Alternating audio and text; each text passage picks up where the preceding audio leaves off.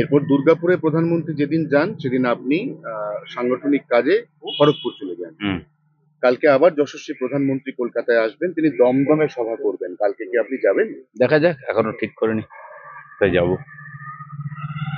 রহস্যময় হাসি বলে দিচ্ছে যে আপনি যাবেন না। যেতেও পারি, নাও যেতে পারি, অন্য কাজেও যেতে পারি। হ্যাঁ বলুন।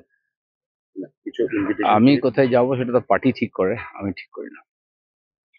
কিন্তু আপনি বলেছিলেন যে আপনি নিজের কর্মসূচি নিজেই ঠিক করবেন। হ্যাঁ, কিন্তু পার্টির যেটা কর্মসূচি পার্টি নির্ধারণ করে সেটা আমার হাতে নেই।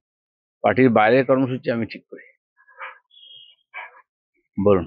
সেক্ষেত্রে কালকে যে প্রধানমন্ত্রী 3টে গুরুত্বপূর্ণ রেল প্রকল্পের উদ্বোধন করবেন, সেখানে তো সরকারি প্রোগ্রামে আমন্ত্রণ দরকার, এখন আমাকে আমন্ত্রণ করেনি, ওটা যাচ্ছি না, বাকি দেখছি। বিষয়টা হচ্ছে আপনাকে ছাড়া 26-এর ভোটের বৈতরণী বিজেপির পক্ষে পার করা মুশকিল। সাংগঠনিকভাবে আপনাকে হয়তো নানাভাবে কাজে লাগানো হবে, অমিত শাহ সেটা ইঙ্গিত দিয়েছেন, আপনাকে বলেছেন ডেকে যে আপনি ভালো করে এটা তো পুরোপুরি পার্টির হাতে আছে, পার্টি যেরকম বলবে সেরকম করবো, আমার এই ব্যাপারে কিছু বলার নেই। তাহলে কি আবার কোথাও সেই অভিমানী দিলীপটাকে আমরা পাবো? না না, আমরা পার্টির সাধারণ কর্মী, এখন যাকে পার্টি যে কাজ দিচ্ছে, যে কাজে লাগাচ্ছে সে কাজ করছে। তো রিজার্ভ ফোর্সের মধ্যে থাকি আমরা, যখন অর্ডার হয় আমরা লেগে পড়ি।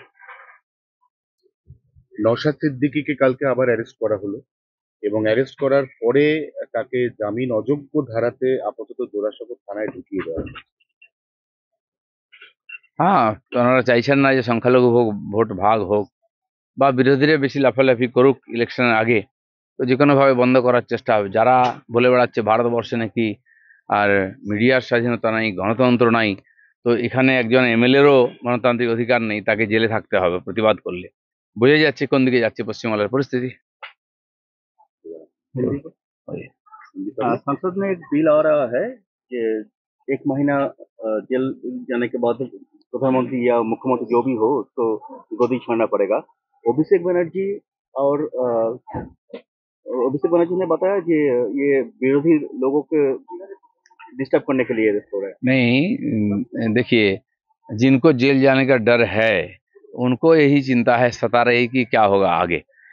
देश में भ्रष्टाचार जिस प्रकार चरम पर है, बड़ा बड़ा घोटाला करके फिर चुनाव जीतते हैं लोग, फिर सरकार में आते हैं, मंत्री मुख्यमंत्री बनते हैं और ठाट से चलाते हैं।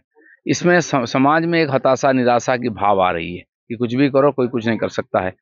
तो इसलिए जुडिशियरी है, ये भी पता चले, उसके अंदर आना चाहिए सबको। ये जो बिल आ रही है देश की लोकतंत्र को परिष्कृत करने के लिए, राजनीति को परिष्कृत करने के लिए इस प्रकार बिल जरूरी है, पहले आना चाहिए था, नहीं तो फिर इतना बड़ा घोटाला नहीं होता।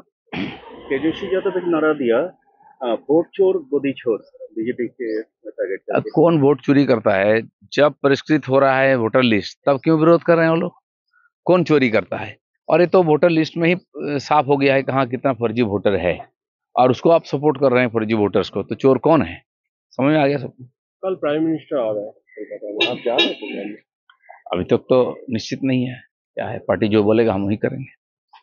कुछ असर पड़ेगा कल प्रधानमंत्री का जो? बिल्कुल, अब इतना सारा सरकारी योजनाओं का उद्घाटन करेंगे प्रधानमंत्री जी, विकास कार्य का जो आगे बढ़ा रहे हैं ये समर्पित होगा, और जनता बंगाल में परिवर्तन चाह रही है।